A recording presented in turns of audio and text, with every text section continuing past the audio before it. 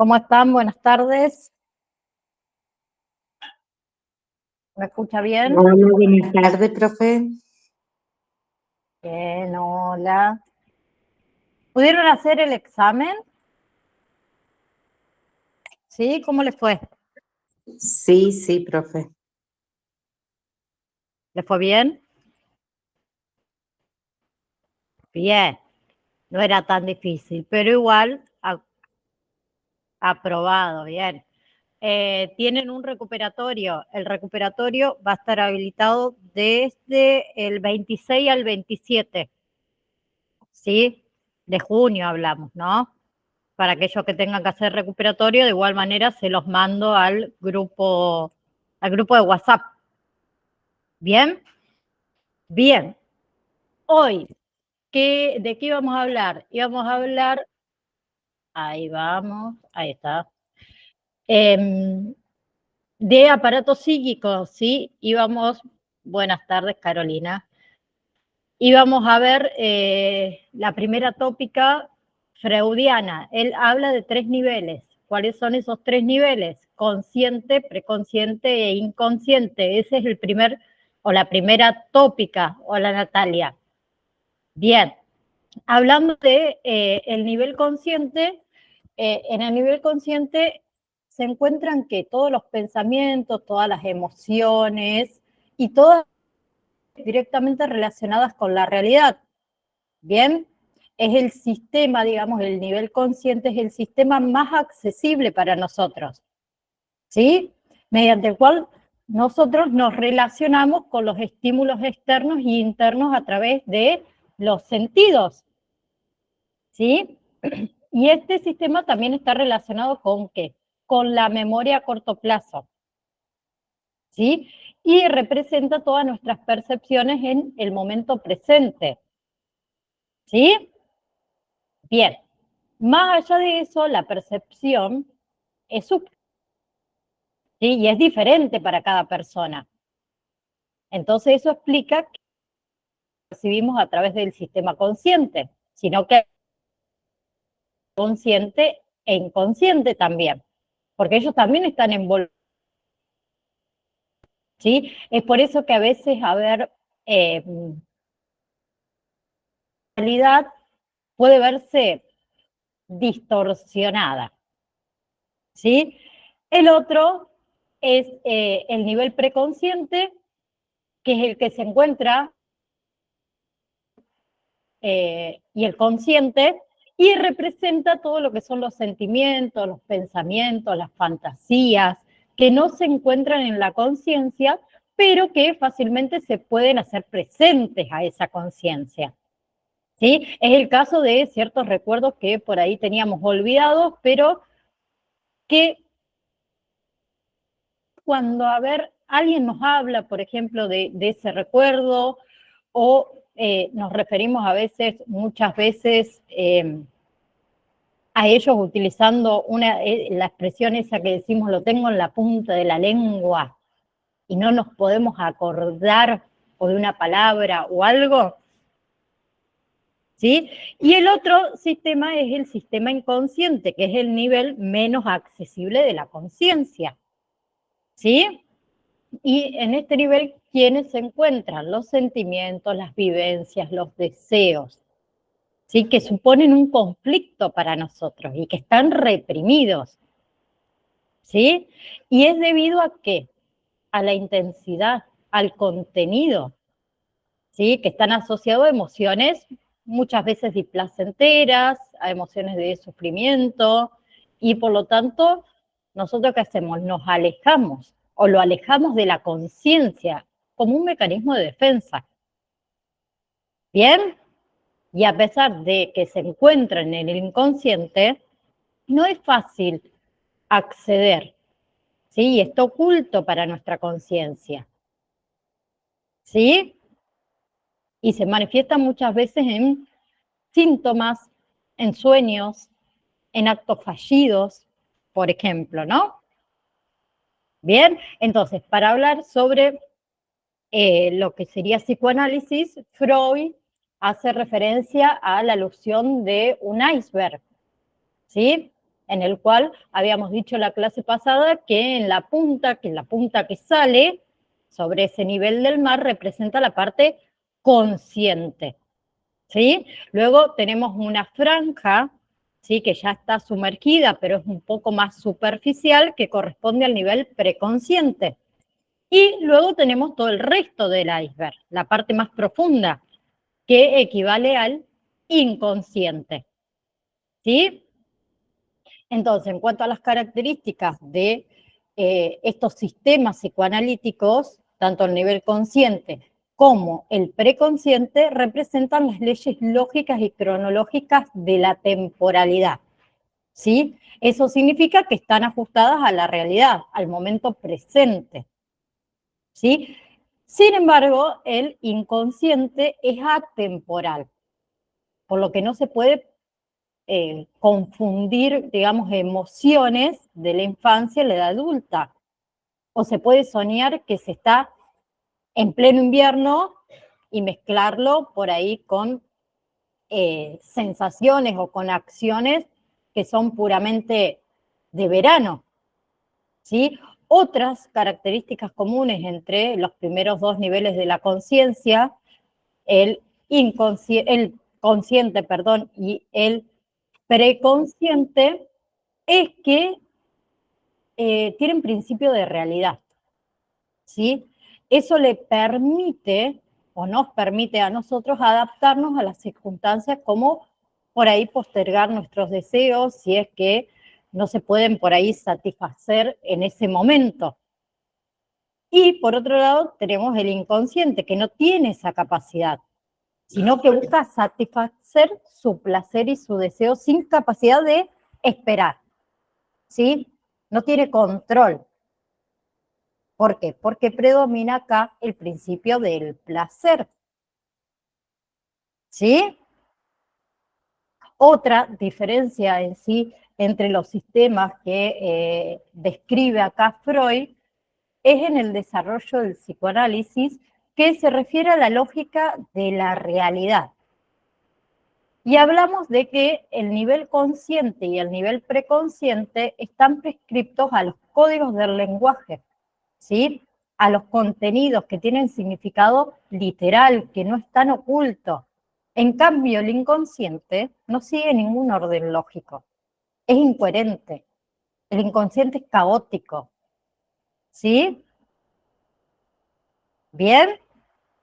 ¿Hasta ahí vamos? ¿Sí? Luego, bien, luego de la primera tópica pasamos a la segunda tópica, ¿sí? Cuando esta revolución llevada por Freud y el psicoanálisis es bastante simple, y la teoría la teoría psicoanalista consiste en ¿qué?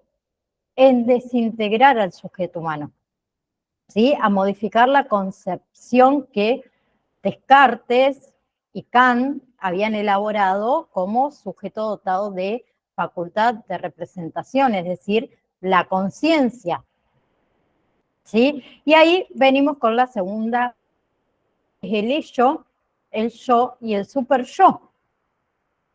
El ello es el polo pulsional, ¿sí? Que según el psicoanálisis se atribuye a ¿qué? A características, ¿sí? A la característica de gran reservorio de la libido, ¿sí? De las energías pulsionales y del deseo, ¿sí? Y es descrito por Freud como un caos, ¿sí? Según él, el ello se encuentra en conflicto con las otras dos instancias, que sería el yo y el super yo, ¿sí? Y percibe, más que percibe, persigue, lo vamos a decir, ese afán de expresar esa energía y promover la descarga. Yo, ¿qué hace? Designa la parte más inconsciente del hombre. Es el depósito de los instintos humanos, bien, de los deseos reprimidos, ¿sí? Y funcionales necesitan ser canalizados. Y consiste en realizar un deseo instintivo de forma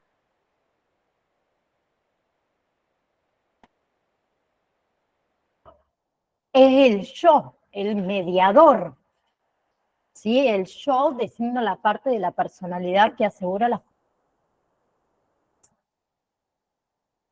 El importa a los demás también. Sí, profe. Ay, este internet. Ahí me cambio de internet, denme un segundo.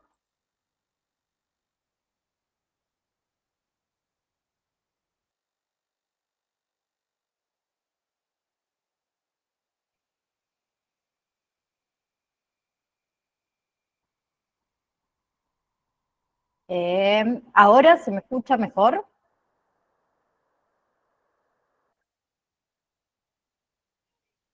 Hola, hola. Sí, sí, se escucha ¿Sí? mejor. Gracias. Váyanme diciendo, porque por ahí puede Sí, ser que profe, se escucha mejor, gracias. el internet no funcione muy bien. Bueno, le decía que estábamos hablando del yo, del mediador, ¿sí? Que el yo designa la parte de la personalidad que asegura las funciones del consciente, ¿sí? Entonces, según el psicoanálisis de Freud, el yo es la parte defensiva de nuestra personalidad, ¿sí? Por eso hace este rol de mediador, de responder a esos intereses respectivos del ello y del super yo, ¿sí? Ahí está. Bien, entonces el yo es descrito en sí como una pobre criatura, ¿sí? Que debe obedecer a tres amos. Uno es el mundo exterior, ¿sí? El otro es el ello y el otro es el super yo, que el super yo es el juez, ¿sí? Entonces el yo asegura la estabilidad del sujeto, impidiendo que libere esos impulsos en el día a día, mediando entre la demanda del ello y las exigencias que va a haber del super yo. Bien, el super yo, como les dije, es la ley y representa ¿qué?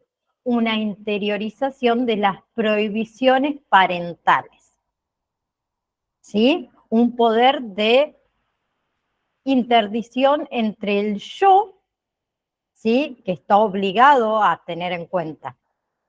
Entonces, durante la infancia, el ser humano sufre, podemos decir, una dependencia expresada por ese super yo, ¿sí? El super yo, a ver, pensémoslo de esta manera. Es como esa vocecita que nos dice no debemos, ¿sí? Es una especie de ley moral que actúa sobre nosotros, ¿sí? Bien, que guarda relación con ¿qué? Con los valores de la cultura, ¿sí? Los subvalores de la cultura. Bien, entonces de forma un poquito por ahí más simplificada. El super yo es aquella voz que nos dice lo que está mal y que nos empuja a acercarnos a esa idea de lo que está bien, de lo que es correcto. ¿Sí? Imagínense los dos diablitos ahí. Bueno, el super yo sería ese diablito, la ley. ¿Sí? ¿Vamos? Sí, ¿Hasta ahí? profe. Bien. ¿Alguna pregunta con respecto a eh, las dos teorías que vimos? El primer tópico y el segundo tópico. ¿Qué quiero que quede claro? Primera tópica, consciente, preconsciente e inconsciente. Segunda tópica, el ello, el yo y el super yo. ¿Sí? Bien. Ahora les voy a compartir un videíto porque vamos a hablar de complejo de Edipo. Denme un segundo. Vamos a compartir. Los voy a pasar a ustedes a la otra pantalla.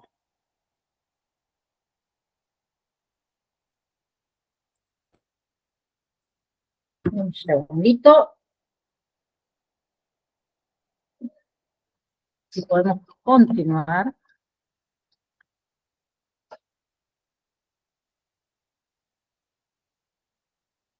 Ahí está. Bueno. Esta historia comienza en la ciudad de Tebas, que está sufriendo enormemente, pues los ciudadanos mueren debido a una terrible peste. Las cosechas fallan, las mujeres mueren durante el parto y sus bebés nacen muertos. No, profe, solo tiene audio. Ah, yo que les quería compartir. ¿Por qué? Bueno. Bueno, se las cuento yo. Perdón, ¿cómo? ¿Puede después mandar el link para que lo veamos? Sí, Por sí, lo menos. sí, les voy a mandar el link porque el videito está muy lindo y es muy fácil. Denme un segundo que ahora me paso de nuevo ustedes a esta pantalla. No sé por qué no se me ve el video, no sé qué toqué. Lo veía re bien yo antes. Bueno.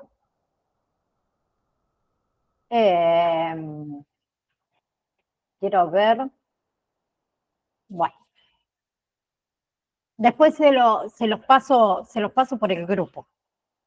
En realidad, lo que le quería compartir es con respecto al complejo de Edipo, ¿sí? En realidad, desde los inicios de lo que fue el psicoanálisis, Freud recuerda o recupera, mejor dicho, la tragedia de Edipo el Rey de Sofocles. Y esa es la historia que yo les quería compartir, que se trata en sí de una obra, ¿sí? En la que los reyes, Layo y Yocasta, tienen un hijo que es llamado Edipo, ¿sí?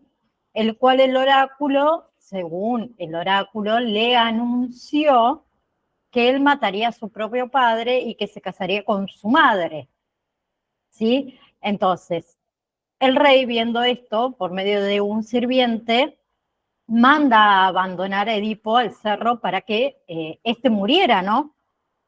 ¿Sí? Ese sirviente que hizo, desobedeció al rey, ¿sí? Y a ese niño se lo entrega a un pastor, ¿sí? Ese pastor se lo da a Edipo al rey de Corintio y a la esposa.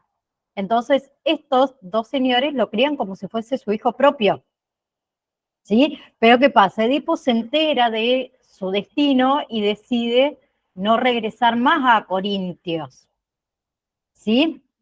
Entonces, pega la vuelta y en el camino se cruza a Layos, pero él no sabía que era su padre, ¿sí? Y terminan peleando, en lo cual Edipo termina matando a Layos, ¿sí? ¿Y qué pasa después? Se casa con Yocasta, que en realidad era su verdadera madre, pero no lo sabía, ¿sí? Pero luego descubre la verdad. ¿Y qué pasa cuando descubre la verdad? ¿Sí? No pudo soportar eso. ¿Bien? El incesto. Entonces, ¿él qué hace? Se quita los ojos y abandona la ciudad para andar por ahí vagando por todo Grecia como un pordiosero. ¿Sí? Entonces, el complejo de Edipo se trata de un fenómeno universal, ¿sí? Que ocurre con independencia de la educación, ¿sí? De la pertenencia étnica, de la cultura que tengamos cada uno de nosotros. Entonces, Freud plantea un escenario donde podría haber o haberse incestuado este tabú del incesto, ¿sí? Bien, en una época determinada, en esa época imagínense, era todo muy primitivo. Los hombres vivían en agrupaciones, ¿sí? Donde el padre era el tirano, ¿sí? Que tenía el privilegio de poseer a todas las hembras de la comunidad, ¿sí? Entonces, vamos a ver, complejo de Edipo, perdón, según Sigmund Freud, ¿sí? Que él comienza a desarrollar este complejo en sí, y hay un pasaje que debe realizar previamente por todos los postulados freudianos, ¿sí? Entonces, ¿qué pasa acá?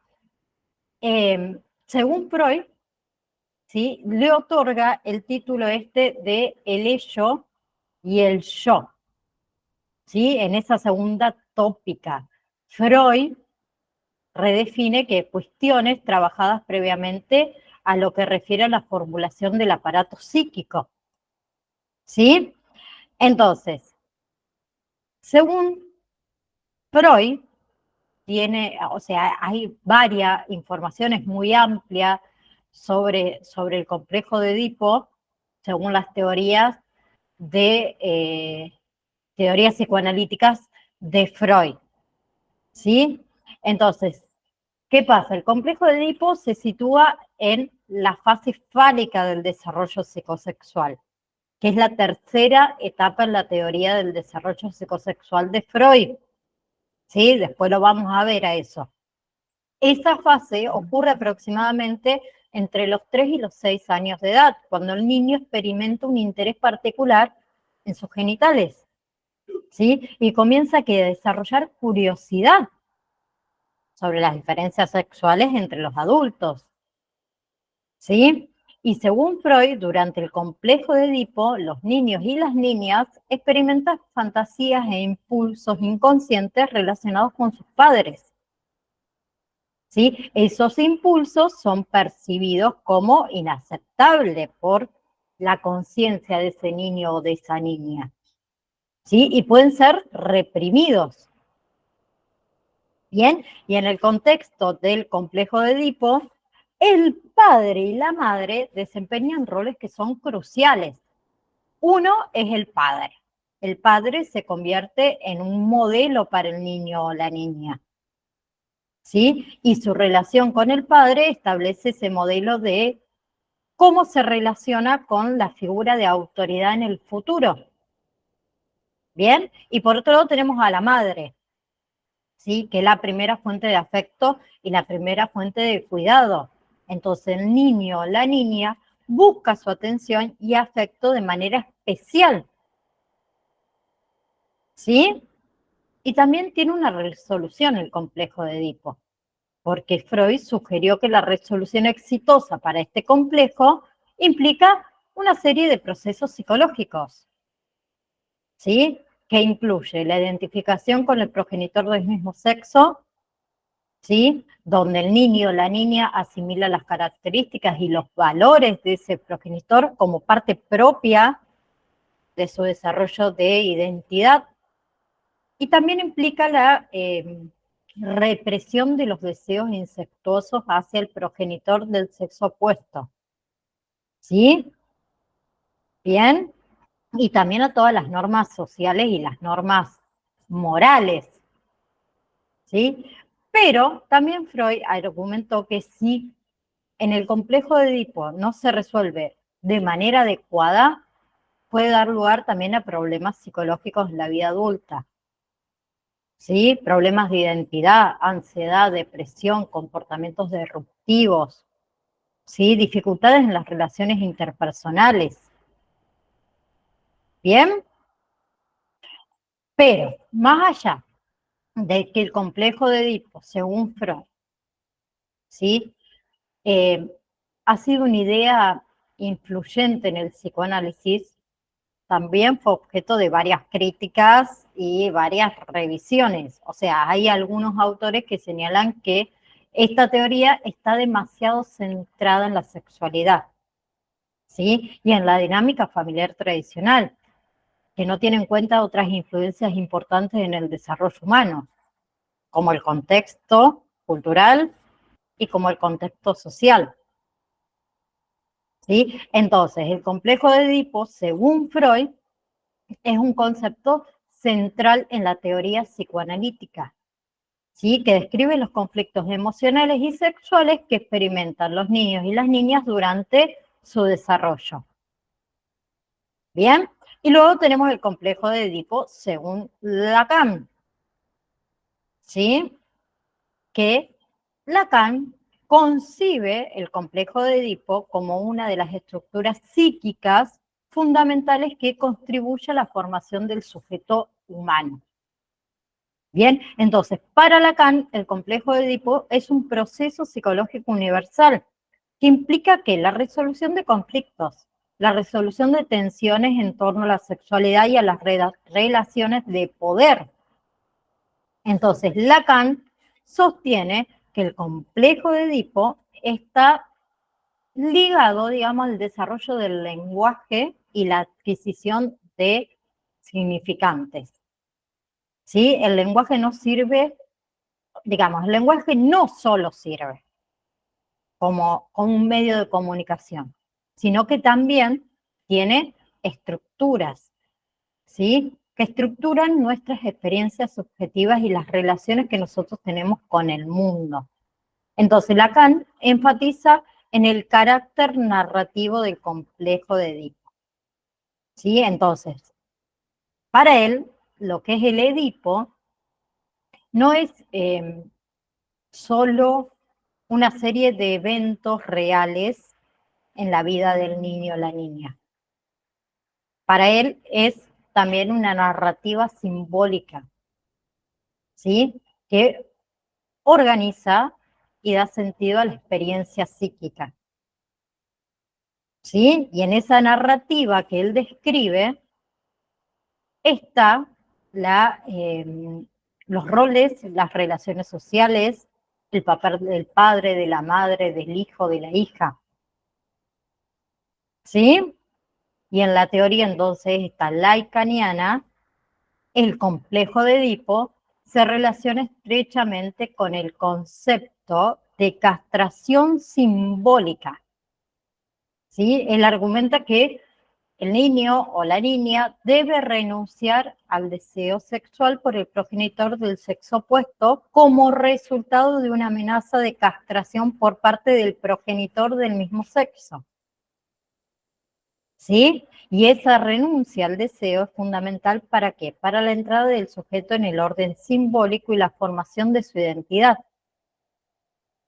¿Sí? Lacan también introduce el concepto del nombre del padre, ¿sí? Como un significado que representa la autoridad, la ley dentro del complejo de Edipo, ¿sí? Y es un término que se refiere más que nada a la función simbólica que desempeña el padre, ¿sí? Bien, entonces la presencia del nombre del padre es crucial para la resolución de este complejo. Bien, entonces Lacan sostiene que el fracaso en la resolución del complejo de Edipo puede tener consecuencias importantes para el desarrollo psíquico de ese individuo, ¿sí? Y se puede manifestar en forma de neurosis, de psicosis o de trastornos psicológicos, ¿sí? Entonces, la aceptación de la ley del padre son fundamentales para el deseo de una identidad psíquica para ese niño o niña que sea saludable. ¿Bien? Bien. Ahora sí les voy a compartir pantalla y después les paso el videíto que les quise compartir y no pude. No sé por qué. El videíto que se escucha pero no se escucha. Ahí estamos. Bien. Ahí aceptamos a la compañera. Bien. Próximo. La psicología conductista. A ver que tengo un mensaje. Ahí está. ¿sí?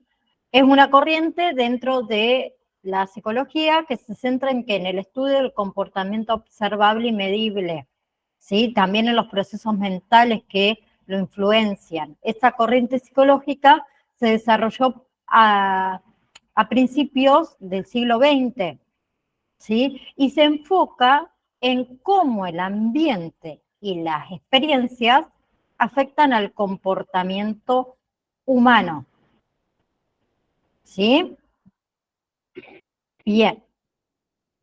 Tenemos algunas teorías psicológicas, que son las más destacadas en el ámbito del conductismo. Uno es el condicionamiento clásico, que es una teoría propuesta por Iván Pavlov, ¿sí? Que sugiere que los organismos aprenden a asociar estímulos y respuestas, ¿sí? Uno de los experimentos que hizo Pavlov fue con perros, ¿sí? Entonces, ¿qué hizo? Esos animales, esos perros, aprendieron a asociar la campana, una campanita, ¿sí? Que era un estímulo neutral, con la comida, que era un estímulo incondicionado, ¿sí? Y eso provoca que los perros comiencen a salivar, ¿sí? Esa saliva es una respuesta incondicionada. Entonces, ¿él qué hacía? Cada vez que le iba a dar de comer, hacía sonar la campanita. Entonces el perro que decía, listo, comida, ¿sí? La campanita es un estímulo neutral con la comida, un estímulo incondicionado. Entonces el perro empezaba a salivar, una respuesta incondicionada. Con el tiempo, ¿qué pasó? La campana solo podía provocar la salivación, que se conoce como respuesta condicionada, ¿sí? Luego tenemos el condicionamiento operante, ¿sí? Que fue desarrollado por Skinner. Y esta teoría se enfoca en cómo las consecuencias de una acción afectan la probabilidad de que esa acción se repita en el futuro, ¿sí? Entonces, según este condicionamiento, el condicionamiento operante, un comportamiento seguido de consecuencias positivas tiende a ser repetido, ¿no? En cambio, si un comportamiento seguido de consecuencias negativas, uno trata de evitarlo, ¿sí? Entonces, Skinner introdujo este concepto de refuerzo, ¿sí? El refuerzo puede ser positivo y negativo. Y el castigo, como una forma de modificar ese comportamiento. Y el otro es el aprendizaje social, ¿sí? Que fue propuesto por Bandura, ¿sí? Que este enfoque más que nada destaca ese papel de la observación y la imitación en el aprendizaje, ¿sí? Él sostiene, o esa teoría, mejor dicho, sostiene que las personas aprenden no solo a través de la experiencia directa, sino en el observar a otro, en ver las consecuencias de sus acciones, ¿sí? Y Bandura introdujo un concepto acá, el de modelador, ¿sí? Donde el individuo imita el comportamiento de modelos significativos en su entorno. Sí, lo mismo pasa con los niños y sus padres o sus cuidadores. Tienen un aprendizaje social. Imitan comportamientos, ¿no? ¿Sí? Bien. Conceptos, entonces, básicos del conductismo. Tenemos, por un lado, estímulo, ¿sí? Que es un término que se refiere a cualquier señal, a cualquier información, a cualquier evento que se produce una reacción, o sea, una respuesta de un organismo, ¿sí? Luego tenemos respuesta, que es cualquier conducta de un organismo que surge como reacción a un estímulo. Un segundo. Ahí está. Bien. La otra es condicionamiento. El condicionamiento es un tipo de aprendizaje, ¿sí? Que es derivado de la asociación entre estímulo y respuesta. Y por último, penúltimo tenemos refuerzo, ¿sí? Que es cualquier consecuencia de una conducta que aumenta la probabilidad de que vuelva a darse. Y el último es el castigo, que es opuesto al refuerzo, que es una consecuencia de una conducta que disminuye la probabilidad de que se vuelva a repetir. Entonces, esas teorías conductistas tuvieron bastante influencia en diversas áreas de la psicología. Una en la práctica clínica, en la educación, ¿sí? En otras disciplinas más relacionadas. ¿Y qué pasa? A través de los estímulos del comportamiento observable y variables ambientales, los psicólogos conductistas contribuyeron al entendimiento de cómo aprendemos, cómo nos desarrollamos, cómo nos adaptamos a nuestro entorno. ¿Sí? Bien.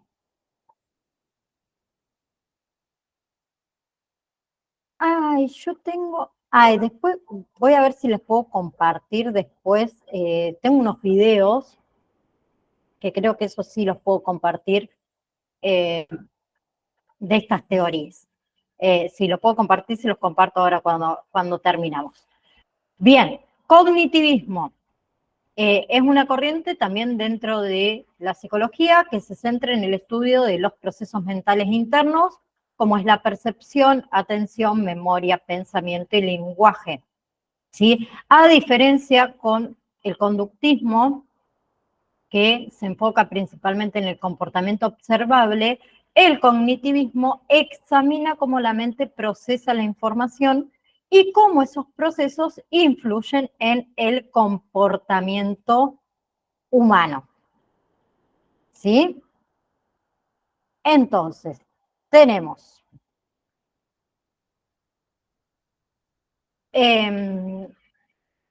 algunas de las teorías y conceptos fundamentales. Tenemos el procesamiento de la información, que esa teoría propone que el cerebro humano procesa la información de manera similar a una computadora, ¿sí? Y a través de una serie de procesos secuenciales que incluyen la entrada de la información, su procesamiento y el almacenamiento, ¿sí? Y también la producción de una respuesta, ¿sí? Y el modelo de procesamiento de la información fue fundamental para comprender cómo se lleva a cabo el aprendizaje, cómo se lleva a cabo la resolución de problemas, cómo se lleva a cabo la toma de decisiones. ¿Sí? Otros son los esquemas. Los esquemas son estructuras mentales que organizan y almacenan el conocimiento. Entonces, según la teoría cognitivista, los individuos utilizan esquemas para interpretar y para comprender la información nueva, ¿sí? En funciones a sus experiencias previas. ¿Bien? Y que estos esquemas pueden influir en la forma en que percibimos, en la forma en que recordamos, en la forma en que procesamos la información, ¿sí? También cómo resolvemos problemas, cómo tomamos decisiones, ¿sí? Por otro lado, tenemos la metacognición, que se refiere al conocimiento y a la conciencia que nosotros tenemos sobre nuestros propios procesos cognitivos, ¿sí? Y acá implica que la capacidad de planificar, la capacidad de monitorear, de regular nuestra propia actividad mental, ¿sí? La metacognición es importante para el aprendizaje afectivo. Nos permite a nosotros evaluar, nos permite a nosotros controlar nuestros propios procesos de aprendizaje. Bien, y la otra teoría es de los esquemas de Bartlett, que sugiere que los recuerdos no son reproducciones exactas de eventos por ahí que nos hayan pasado en el pasado, valga la redundancia, ¿sí? Sino que son reconstrucciones activas basadas en esquemas y marcos cognitivos, ¿sí? En los esquemas influyen en cómo modificamos, cómo nosotros almacenamos, cómo nosotros recuperamos la información, ¿sí? Lo que puede llevar a ¿qué? A distorsiones, a errores de memoria. ¿Bien?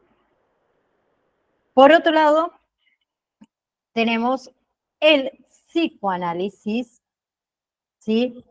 Que fue desarrollado por Freud a finales del siglo XIX y principios de lo que fue el siglo XX, que se basa en la idea de que gran parte del comportamiento humano está influenciado por procesos mentales inconscientes y conflictos psicológicos que se originan en nuestra infancia, ¿sí?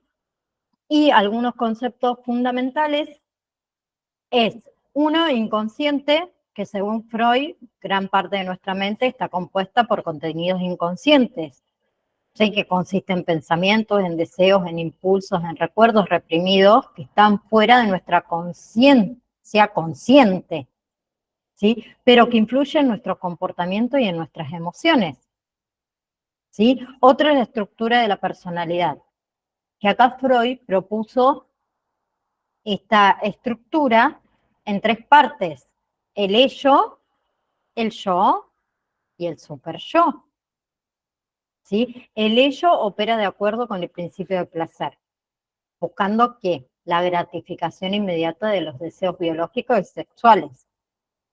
El superyo representa la internalización de las normas, ¿sí? Y las normas sociales y morales. Y el yo actúa como mediador entre las demandas del ello y el superyo, y la realidad externa, ¿sí? Otros son los mecanismos de defensa, ¿sí? Que son estrategias psicológicas inconscientes que utiliza el yo para protegerse de dolores emocionales y la ansiedad, ¿sí? Ejemplos de mecanismos de defensa podemos incluir, por ejemplo, la represión, ¿sí? Olvido consciente de pensamientos o recuerdos dolorosos. La negación también es un rechazo consciente de una realidad incómoda. La proyección es un mecanismo de defensa, ¿sí? Es la contribución esa de nuestros propios pensamientos o sentimientos a otra persona, ¿sí? Y luego tenemos complejo de Edipo, ¿sí? Que según Freud, durante la etapa fálica del desarrollo psicosexual, los niños experimentan un conflicto inconsciente conocido como el famoso complejo de Edipo, ¿sí? Y luego tenemos el análisis de los sueños, ¿sí? Que Freud creía que los sueños eran expresiones simbólicas de deseos inconscientes y conflictos psicológicos.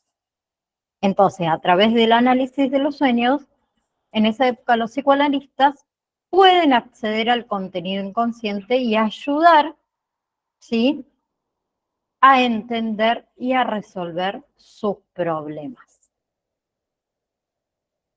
Y por otro lado, tenemos a la Gestalt, ¿sí?, a la psicología de la Gestalt, que también es una corriente psicológica que surge a principios del siglo XX en Alemania, ¿sí?, que su enfoque se centra en el estudio de la percepción, ¿sí?, la comprensión de cómo las personas organizan los elementos sensoriales en estructuras significativas y coherentes, ¿sí?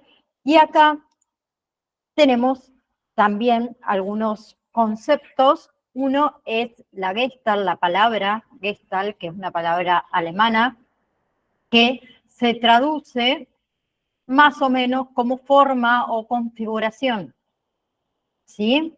Entonces, en el contexto de esta corriente se refiere a la percepción de objetos o de elementos como totalidades estructuradas y totalidades significativas, en lugar de la suma de sus partes individualizadas. ¿Bien? Luego tenemos la ley de la percepción, ¿sí? Los psicólogos de la Gestalt identificaron varias leyes que describen cómo nosotros percibimos y cómo nosotros organizamos los estímulos sensoriales. Y algunas de esas leyes, ¿sí? Incluida la ley de proximidad, ¿sí? Elementos cercanos que se perciben como parte de un grupo. Otra es la ley de similitud, que son elementos similares que se agrupan juntos. Otras son la ley de continuidad, ¿sí? Que tendemos a percibir patrones continuos, ¿sí? La otra teoría es la de figura y fondo, ¿sí? Que sugiere que percibimos objetos, o sea, figuras, en un contexto que sería el fondo, ¿sí? La figura es el objeto principal de atención, mientras que el fondo sería acá como el área circundante que proporciona el contexto para esa figura, ¿sí? La otra es la instinct, que también la psicología de la Gestalt la reconoce como la importancia de la comprensión repentina en la solución de problemas, ¿sí? Se llevaron a cabo varias investigaciones, en realidad más que nada con chimpancés, ¿sí? Que demostraron la capacidad para resolver problemas mediante la comprensión repentina, ¿sí? A través, obviamente, de lo que es el ensayo y el error. En este caso, ustedes tienen acá una fotito de esa investigación, donde le colocaron a los chimpancés atados de una soga en su jaula la comida, ¿sí? Y pusieron varios elementos dentro de la jaula para ver qué hacían ellos, cómo solucionaban el problema. Empezaron a apilar las cajas, se subieron, agarraron su alimento y se terminó. La otra es la percepción del movimiento, que es uno de los experimentos clásicos de la psicología de la Gestalt, ¿sí? Es un fenómeno que demuestra cómo nosotros percibimos el movimiento cuando se presentan secuencias de imágenes estáticas de manera repetida y de manera sucesiva, ¿sí? Y también hubo aportaciones a la terapia, ¿sí? Ha influido la Gestalt mucho en los enfoques terapéuticos, como es la terapia de la Gestalt, ¿sí? Que es un enfoque que se centra en ¿qué? En la conciencia de aquí y de ahora, en la responsabilidad personal, en la integración de los aspectos de la personalidad para promover que el crecimiento, ¿bien? Entonces, la Gestalt en sí destaca la importancia de la percepción, de la organización conceptual en la comprensión de comportamientos humanos, ¿sí? Y influenció la Gestalt, además de la terapia, o en las terapias, en el arte. ¿Bien? Bien. Déjenme ver un segundo, a ver si les puedo... les puedo compartir los videos, déjenme buscarlos.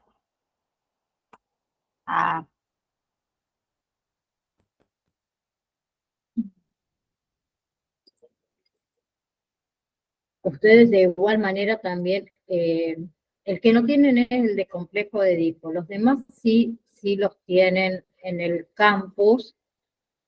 Acá hay uno. Vamos con cognitivismo primero.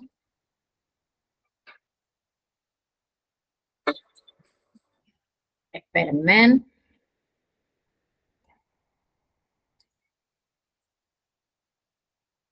Vamos a compartirlo a ver si este sí lo podemos ver para que se entienda un poco mejor.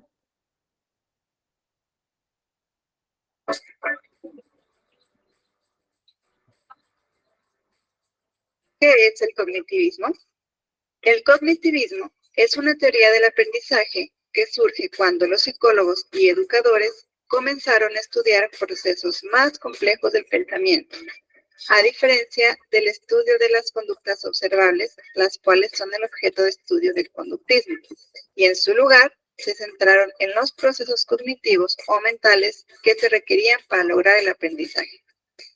El cognitivismo incluye todas aquellas teorías que se centran en el estudio de la mente humana para comprender cómo interpreta, procesa y almacena la información en la memoria.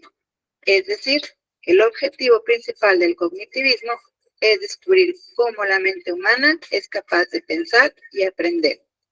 El aprendizaje. Para el cognitivismo, el aprendizaje consiste en la adquisición y categorización de nueva información. Esta información se obtiene de interactuar con la realidad y se adquiere por medio de los sentidos. Una vez adquirida por los sentidos, la información se organiza creando nuevos conceptos o modificando los preexistentes. Por esta razón, el aprendizaje se considera como un proceso activo de asociación y construcción. El cognitivismo comparte varios de sus exponentes con el constructivismo, ya que la mayoría de ellos desarrollaron conceptos que aportaron a ambas teorías del aprendizaje. Los principales exponentes del cognitivismo son Piaget y Vygotsky. Piaget. Sus estudios se enfocaron en entender los cambios cualitativos que tienen lugar en la formación del pensamiento de la persona desde su nacimiento hasta su madurez, dividiéndolo en etapas. Los conceptos básicos de la teoría de Piaget son: estructuras cognitivas. Es el conjunto de esquemas mentales que tiene cada persona y que se forman con los conocimientos que ha adquirido. Organización. Es un atributo que posee la inteligencia de ordenar de cierta manera las estructuras mentales de cada persona para ser utilizadas de manera eficiente por el sujeto cuando la situación se lo requiera. Adaptación. Es la capacidad que tenemos de ajustar nuestras estructuras mentales a las exigencias del ambiente. Dentro de la adaptación, Piaget maneja dos conceptos: asimilación y acomodación. Asimilación es cuando una persona adopta un nuevo conocimiento del medio ambiente para incorporarlo en su propia estructura. Acomodación se da cuando existe un cambio en la organización de nuestros esquemas mentales para responder a las demandas de nuestro medio. El equilibrio existe cuando utilizamos algunos de nuestros esquemas y funciona para resolver un problema. Los seres humanos tendemos a buscar el equilibrio, que se da cuando los esquemas mentales que ya tenemos nos sirven para enfrentar las nuevas experiencias. Cuando nuestros esquemas mentales no nos sirven para enfrentar un problema, se da en nosotros un desequilibrio, que es lo que nos lleva a modificar nuestros esquemas, es decir, a aprender. Vygotsky. La teoría de Vygotsky es conocida como teoría sociocultural. Él afirma que el conocimiento no se construye de manera individual, sino con la interacción con otros.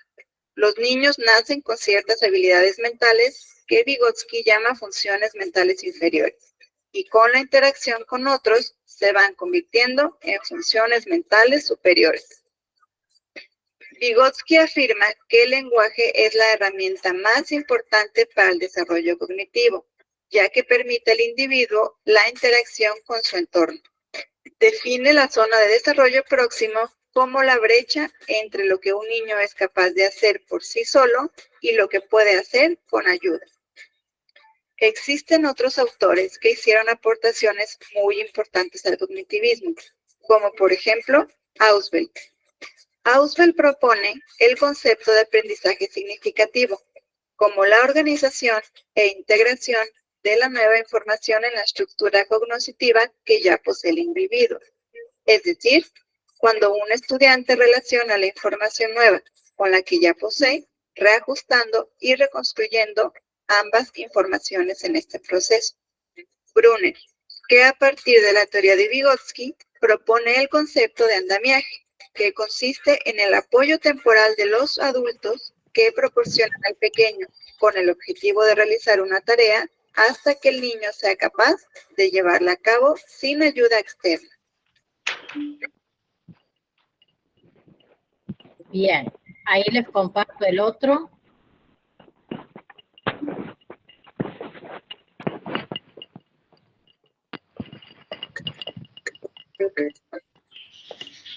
Un segundo. Oh, se me fue.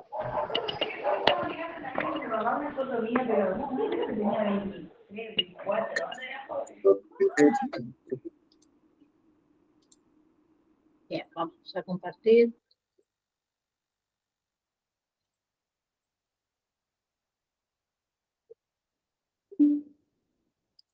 ¿Qué es el conductismo? El conductismo es una teoría psicológica que se centra en la conducta que puede ser observada. De esta teoría se plantearon dos variantes, el condicionamiento clásico y el condicionamiento operante. El condicionamiento clásico describe una asociación entre estímulo y respuesta, de forma que si sabemos plantear los estímulos adecuados, obtendremos la respuesta deseada. El condicionamiento operante busca la consolidación de la respuesta según el estímulo, buscando los reforzadores necesarios para implantar esta relación en el individuo. Los principales exponentes del conductismo son Pavlov, Watson y Skinner. Pavlov es quien comenzó a trabajar con el condicionamiento clásico. El experimento de Pavlov, el perro y la campanita.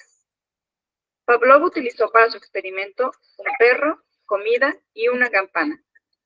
Antes de condicionar, hacer sonar una campana no producía respuesta alguna en el perro, pero al colocar comida frente al perro, el perro comenzaba a salivar. Durante el condicionamiento, se hacía sonar una campana varios minutos antes de presentarle la comida. Después del condicionamiento, con solo escuchar el sonido de la campana, el perro comenzaba a salivar. Con este experimento, Pavlov pudo observar varias cosas. La comida provocaba una respuesta en el perro de modo natural, ya que salivaba cuando se la ponía enfrente. A esto Pavlov le llamó estímulo incondicionado. A su vez, la comida provocaba también una respuesta natural, que era la salivación o la secreción de jugos gástricos. Esta respuesta es la respuesta incondicionada. Existe también el estímulo neutro, que es aquel que antes de condicionar al perro no tenía ninguna respuesta. En este caso, era la campana. Después de realizar el experimento varias veces, la campana, que era un estímulo neutro, se convirtió en un estímulo condicionado, ya que el perro respondía con solo escucharla, aún antes de ver la comida. Y por último, hay una respuesta condicionada, que es la respuesta que se obtiene con el estímulo condicionado, en este caso, que el perro salive con tan solo escuchar la campana.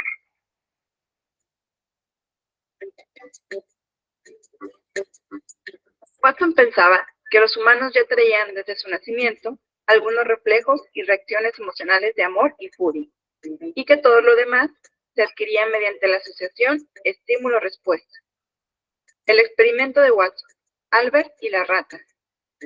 Watson demostró el condicionamiento clásico con un experimento en el que participó un niño de algunos meses de nacido, de nombre Albert, y una rata blanca. El experimento consistía en acercar la rata a Albert para que la tocara. Al principio, Albert no mostraba temor por el pequeño animal, pero al comenzar a hacer de repente un ruido fuerte cada vez que Albert tocaba a la rata, al poco tiempo Albert comenzó a mostrar temor por la rata aún sin hacer el ruido. Watson después extinguió el miedo presentando la rata al niño en repetidas ocasiones sin hacer ruido. A Watson se le atribuye el término conductismo. Skinner guió sus estudios hacia el condicionamiento operante, a diferencia de Pavlov y Watson, tratando de reforzar o eliminar las respuestas deseadas. Skinner describe los siguientes modelos de condicionamiento operante. Las respuestas que son recompensadas tienen alta probabilidad de repetirse. A esto le llamó refuerzo positivo o recompensa. Las respuestas que reflejan actitudes de escape al dolor tienen alta probabilidad de repetirse. A esto le llamó refuerzo negativo. Las respuestas que no son reforzadas son poco probables que se repitan. A esto le llamó extinción. Y por último, las respuestas que son castigadas de consecuencias no deseables serán eliminadas. A esto le llamó castigo. El experimento de Skinner, la rata en la caja. Para su experimento, Skinner utilizó una rata, la cual encerró dentro de una caja que contenía en una de sus paredes un pedal o barra. La rata, teniendo hambre, comenzaba a buscar comida, y en su búsqueda, presionando el pedal, recibe una bolita de comida. Esta bolita es un refuerzo positivo. Cuando la rata ya estaba condicionada, Skinner cambió el reforzamiento y la rata no obtenía nada cuando pisaba el pedal. Después de un tiempo, esto llevó a la extinción de la conducta. Según el conductismo, ¿cómo aprendemos? Según esta teoría, la enseñanza se plantea como un programa de refuerzos que modifican la conducta del alumno. Si el alumno responde correctamente, se le proporciona una serie de estímulos positivos. Si no lo hace correctamente, se le dan estímulos negativos o no se le proporciona el positivo. Esta secuencia se repite el número de veces que sea necesario hasta que todas las respuestas estén asimiladas. Bien. Voy por el otro.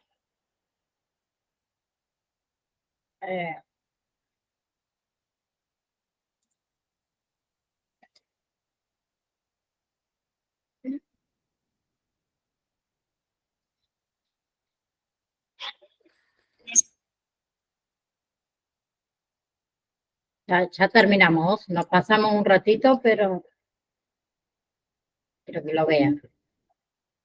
Escuela de la Gestalt. ¿Qué es lo que percibes en la siguiente imagen? El rostro de una mujer o un árbol con 3 pajaritos volando hacia él.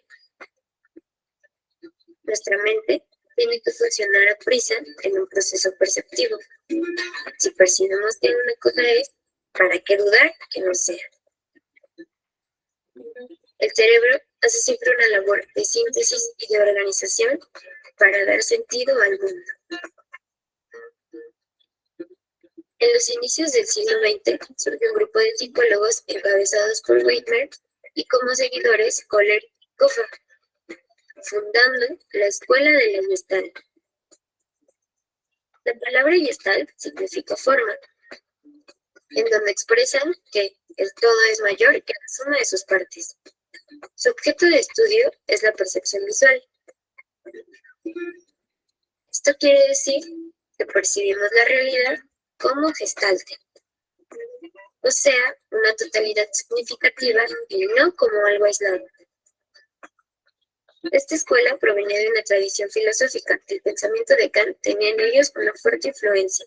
Para él, percibir el fenómeno y la esencia son cosas diferentes. El fenómeno es la primera apreciación y la esencia es más allá de lo evidente.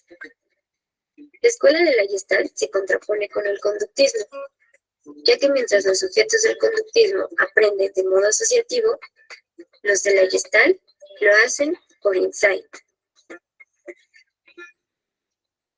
Insight es la comprensión del fenómeno, es decir, la primera impresión de lo que percibimos. Las experiencias previas influyen en el modo de percibir, ya que pueden alterar la realidad. Existe una información previa de la memoria a largo plazo llamada fijeza, y esta se niega a desaparecer. Esta es información errónea que tenemos. En la Gestalt existen ciertos principios que regulan y explican cómo percibimos en la mente los objetos conocidos en la vida diaria. Estos principios son: 1. Figura-fondo. Al mirar nuestro entorno existen dos dimensiones: figura, que se destaca de los demás elementos, y fondo, el cual no es nuestro centro de atención. Al observar esta imagen podemos percibir piernas de hombre o de mujer. Dependiendo cómo opera nuestra mente, el mismo objeto puede ser figura o fondo. 2. Proximidad. Consiste en percibir agrupados los elementos que se encuentran más cercanos unos de otros. Y así es que en esta imagen percibimos las líneas en grupos de dos, cuando en realidad solo son líneas verticales. 3. Similitud. Nuestra mente agrupa los elementos similares en una entidad. La semejanza depende de la forma, el tamaño, el color y otros aspectos visuales de los elementos. Por eso aquí podemos percibir filas de círculos y taches, y no solo círculos y taches distribuidos. 4. Dirección común. La agrupación de elementos en líneas rectas o curvas de forma continua tienden a percibirse por el ojo humano como unidad. Y así, en esta imagen, percibimos una escalera y no solo líneas horizontales. 5. Simplicidad. Cuando miramos una figura, la percibimos de la manera más simple posible, destacando de esta lo que realmente nos importa. En esta imagen se puede percibir un diamante o un rombo, pero nadie aprecia las letras K una frente a otra. 6. Cierre. La mente añade elementos faltantes a fin de completar una figura que en realidad no está completa. Por eso, en esta imagen podemos percibir la letra E en lugar de líneas verticales y horizontales y un perro en lugar de ver solo manchas. Nuestra mente completa la información. Lo que la educación rescata de la Gestalt es que le interesan los cierres que hacemos los individuos. Esto implica que solo se está quedando la figura y se está eliminando el fondo. Bien. Y el último, antes de que nos vayamos,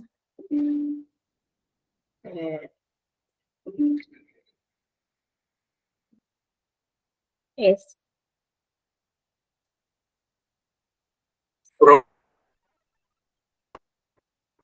ahí se pone.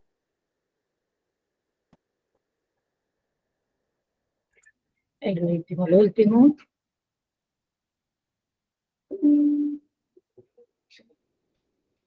Freud para inconscientes.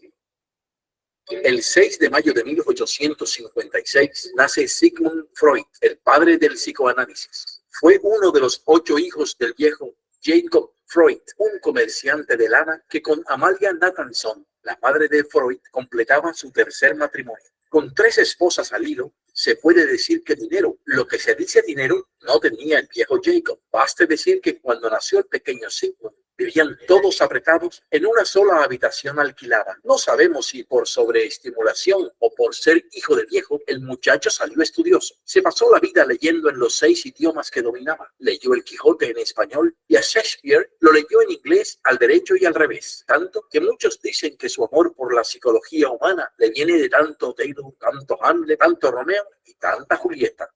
Se graduó como médico y conoció a una amiga de su hermana, Marta Bernays, con la que mantuvo un romance tan victoriano que en 4 años la vio 6 veces, suficientes para mandarle más de 900 cartas de amor que terminaron en matrimonio. 1883, 1884, 1885 fueron los años de su trabajo en el Hospital General de Viena, los años del período de la coca. La coca era la droga de moda que usaban los intelectuales para llamar a las musas de la inspiración, pero Freud la usó para llamar a las musas de la ciencia, porque le interesaba su uso terapéutico como anestésico. Hasta intentó curar con cocaína a un amigo muy querido, adicto a la morfina, pero el tratamiento solo agregó una nueva adicción y finalmente falleció. Fui el primero en recomendar en 1885 el uso de la cocaína y ello me costó grandes reproches. El abuso de esta droga precipitó la muerte de un amigo querido. Fue acusado de desatar un tercer flagelo contra la humanidad, pero a pesar del escándalo, obtuvo una beca en el manicomio de Salpêtrière de París para estudiar junto al mejor neurólogo de la época, Jean-Martin Charcot, que estaba dando el último grito de la moda usando la hipnosis en el tratamiento de los trastornos mentales. Con Charcot le picó el bicho de la psicología y le picó tan duro que cuando regresó a Viena quiso compartir las teorías de Charcot con otros médicos, pero todos le rechazaron, todos menos Joseph Breuer, el especialista en enfermedades internas de mayor prestigio en Viena, quien compartió con él el caso clínico que marcó un antes y un después en la carrera de Freud, el caso Ana O. Ana O., de 21 años, había pasado meses largos asistiendo a su padre en una enfermedad larga e indolorosa que lo llevó a la muerte. Consultó a Breuer por una tosecita nerviosa que terminó en parálisis de pierna y brazo derechos, alteraciones de la visión y repugnancia a los alimentos. Y eso por no decir que mostraba doble personalidad según las horas del día y que hablaba inglés a la perfección, mientras que el alemán, su lengua materna, ni lo hablaba ni lo entendía.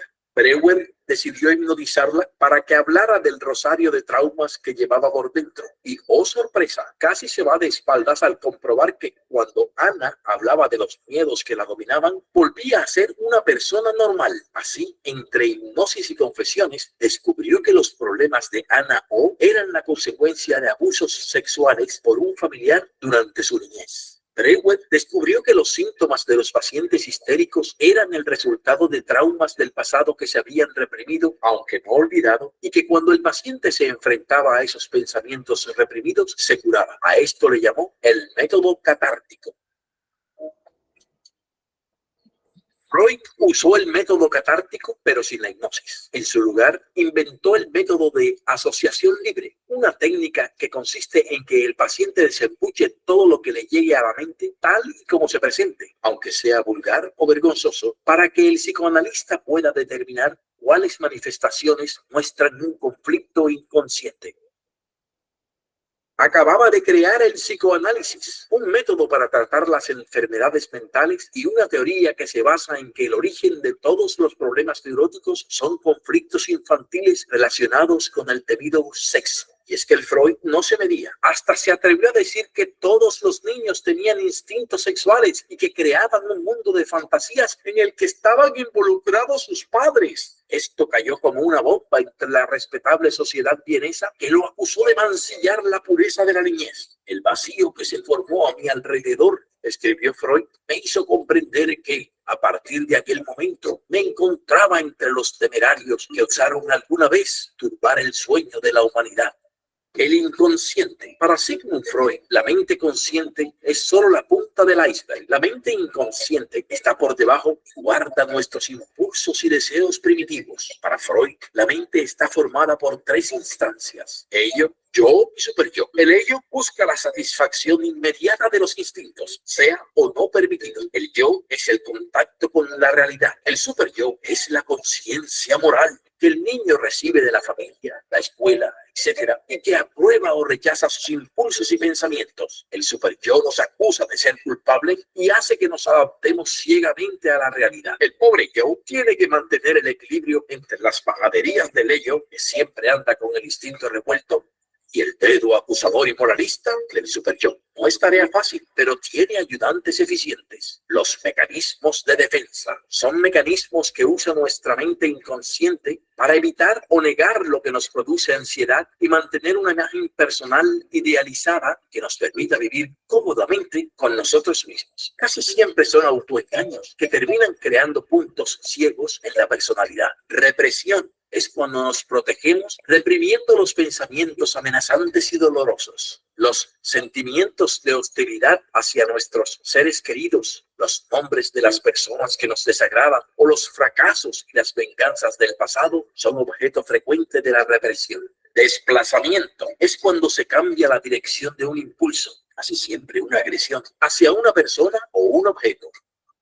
Sublimación es cuando los deseos frustrados, especialmente los deseos sexuales, se transforman en actividades aceptables para la sociedad. Freud pensaba que el arte, la música, la investigación científica, etc., son una canalización de las energías sexuales hacia comportamientos constructivos.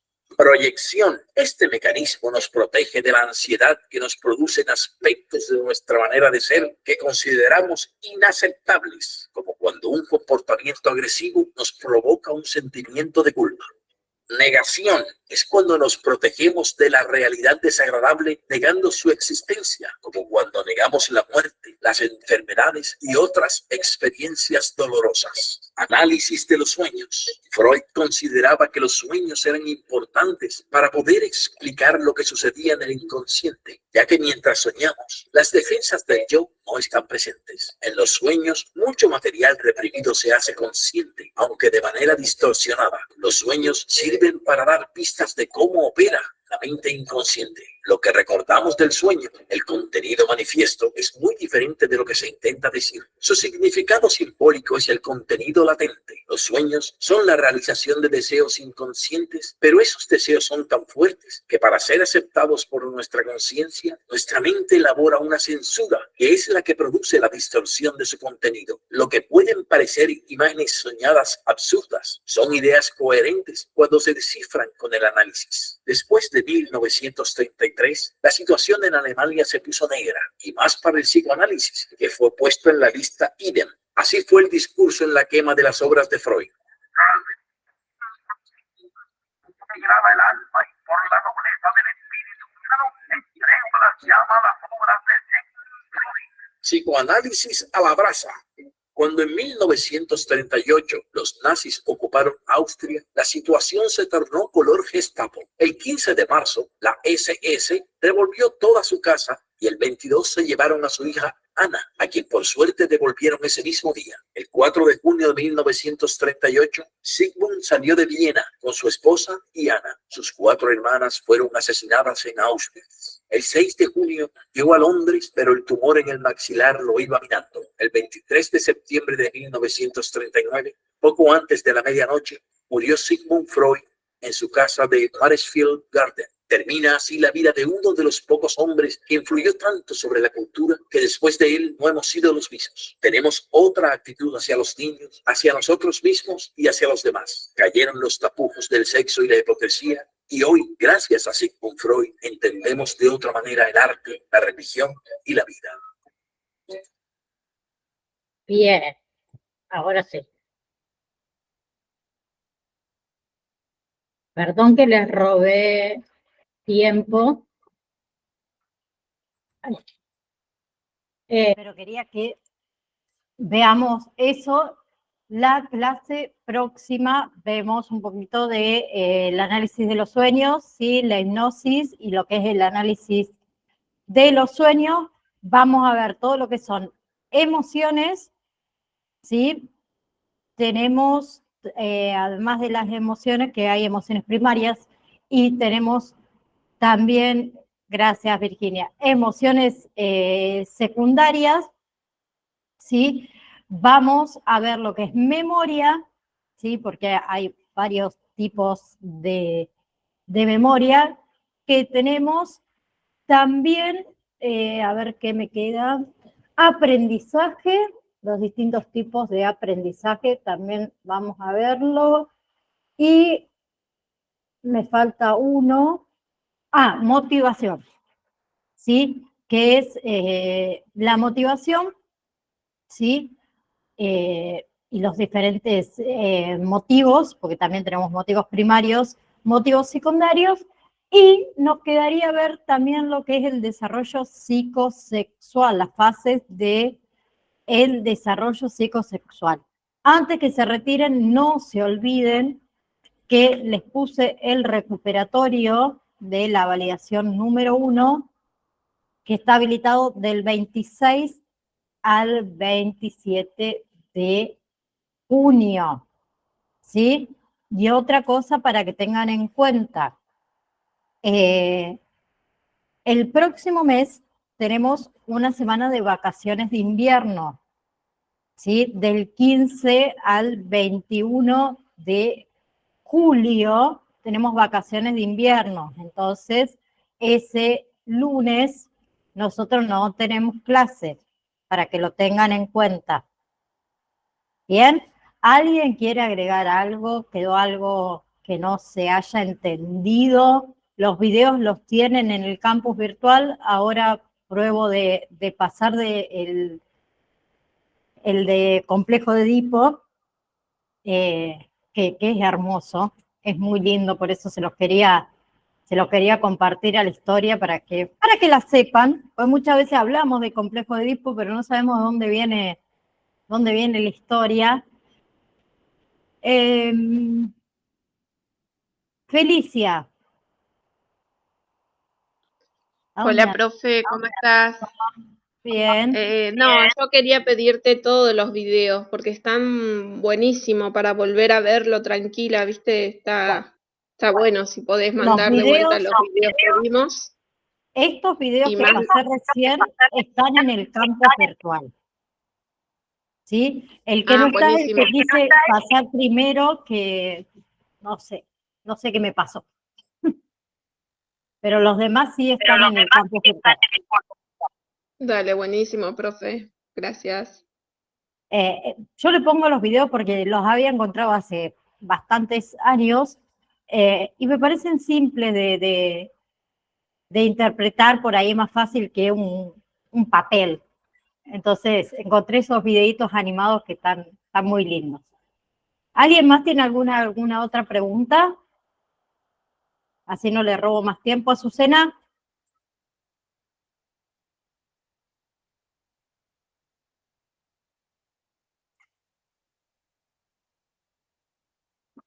No te escuchamos, Azucena, tenés el micrófono apagado.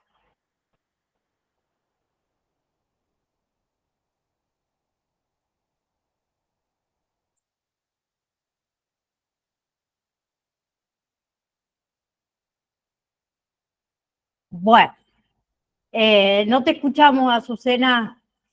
No sé si querías decir algo o no. ¿No? Bueno, chicos, no les robo más tiempo, ya les robé 25 minutos más, les pido disculpas. Nos vemos, si Dios quiere, el próximo lunes y no se olvide aquellos que tienen que hacer el recuperatorio de la validación número 1, va a estar habilitada mañana martes y el día miércoles también. Gracias a cada uno de ustedes por estar, que tengan una hermosa semana y nos vemos, si Dios quiere, el próximo lunes. Chau, chau. Chao, profe. Chao.